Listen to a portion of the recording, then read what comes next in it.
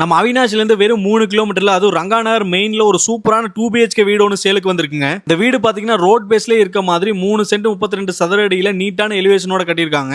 இந்த வீடு ஒரு கிழக்கு பார்த்து வீடுங்க. என்ட்ரன்ஸ்ல பாத்தீங்கன்னா ஒரு கார் தாராளமா நிப்பாட்டுற அளவுக்கு ஒரு போட்டிக்கோ, நிலத்தடி தொட்டி, போர், அவுட்டர் பாத்ரூம்னு எல்லாமே கொடுத்திருக்காங்க. வீட்டுக்கு உள்ள பாத்தீங்கன்னா 16க்கு 16 சைஸ்ல ஒரு பெரிய ஹால், 8க்கு 16ல அட்டாச் பாத்ரூமோட இருக்க மாதிரி ஒரு மாஸ்டர் பெட்ரூம், பக்கத்துலயே 8க்கு 11 சைஸ்ல செகண்ட் பெட்ரூமே கொடுத்திருக்காங்க.